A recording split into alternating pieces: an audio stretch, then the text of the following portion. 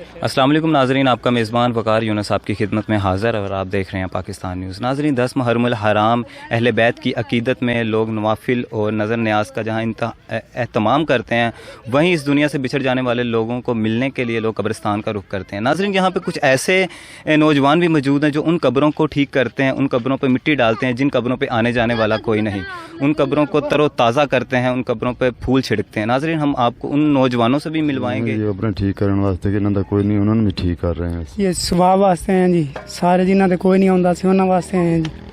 तो ये सारी कब्र ठीक करते हैं, मिट्टी मुट्टी सारी कुछ सफाई करके जी, सारा कुछ ठीक है। एक दिन तो सबने जाना है ना इस दुनिया फानी से, तो ये जो कब्रें बैठी हुई हैं तो इनके लिए बस यही हमारा एस्टिमेट है कि जो पूर जाएं, जिन पे आने वाला कोई नहीं है, जिनका आगे पीछे कोई नहीं है।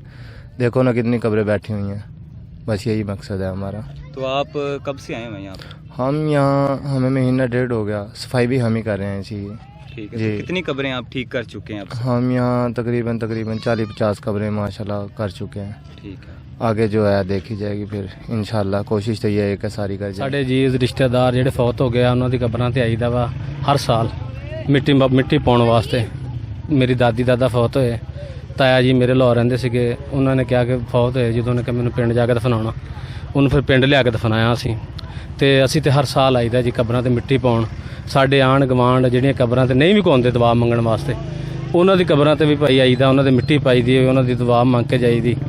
ਤੇ ਜੋ ਕਿਸੇ ਕੋ ਸਰਦਾ ਬਣਦਾ ਜਿੰਨੇ ਜੋਗਾ ਫੁੱਲ ਪੱਤੀਆਂ ਕੋਈ ਫੁੱਲੀਆਂ ਹੋ ਗਈਆਂ, ਇਹੋ ਚੀਜ਼ਾਂ ਪਾਣੀ ਹੋ ਗਿਆ, ये नंगल दे कब्रों पे पाते हैं। ये आते हैं अपने वालिदैन के लिए दुआ करते हैं इधर, ठीक है, और उनका इसाले सवाब के लिए दुआ करते हैं, ठीक है, और कोई चीज़ें बांटते हैं, प्यासों को पानी पिलाते हैं, ठीक है, कोई चावल वगैरह, ठीक है। इधर जंगल में तो बिल्कुल जो है ना बिजली का भी जो है कोई ज़रिया नहीं, गर्मी बहुत है, ठीक है। इधर एक नलका तक नहीं है पानी का कि कोई पानी पी। ਜਿਹੜਾ ਹੁੰਦਾ ਹਰ ਸਾਲ ਸਾਡੇ ਜਿੰਨੇ ਅਜੀਜ਼ ਰਿਸ਼ਤੇਦਾਰ ਸਭ ਲੋਕ ਜਿਹੜੇ ਨਾ ਆਉਂਦੇ ਕਬਰਸਤਾਨ, ਕਬਰਾਂ ਤੇ ਆਉਂਦੇ ਮਿੱਟੀ ਪਾਉਣ ਵਾਸਤੇ, ਨਾਲੇ ਮਿੱਟੀ ਪਾਉਂਦੇ ਆ, ਨਾਲੇ ਦੁਆ ਮੰਗਦੇ ਆ, ਨਾਲੇ ਕਬਰਾਂ ਜਿਹੜੀਆਂ ਕੋਈ ਮੁਰੰਮਤ ਹੋਣ ਵਾਲੀਆਂ ਵਾ ਉਹਨਾਂ ਨੂੰ ਸਾਰੇ ਜਿੰਨੇ ਇਹ ਯਾਰ ਦੋਸਤ ਆ ਸਭ ਰਲ ਮਿਲ ਕੇ ਲੰਘਦੇ, ਉਹਨਾਂ ਤੇ ਮਿੱਟੀ ਪਾਉਂਦੇ ਆ, ਨਾਲੇ ਸਭ ਕਬਰਾਂ ਤਿਆਰ ਕਰਦੇ ਆ। ਮੇਰੇ ਦਾਦੀ ਦਾਦੇ ਦੇ ਨਜ਼ਦੀਕ ਇਹ ਕਬਰ ਆ, ਤਕਰੀਬਨ 20 ਸਾਲ ਹੋਣ ਦੇ ਉਹਨੂੰ। ਇਹ 2 ਸਾਲਾਂ ਤੋਂ ਉਹਨਾਂ ਨੇ ਨਾ ਕਬਰ ਪੱਕੀ ਕੀਤੀ ਆ। ਤੇ ਅੱਜ ਉਹਨਾਂ ਨਾਲ ਮੇਰੀ ਮੁਲਾਕਾਤ ਹੋਈ, ਮੈਂ ਉਹਨਾਂ ਨੂੰ ਪੁੱਛਿਆ ਕਿ ਯਾਰ 20 ਸਾਲ ਹੋ ਗਏ ਸਾਨੂੰ ਵੀ ਆਉਂਦਿਆਂ, ਤੇ ਅੱਗੇ ਨਹੀਂ ਤੁਹਾਨੂੰ ਕਦੀ ਦੇਖਿਆ ਇਸ ਕਬਰ ਆਉਂਦਿਆਂ।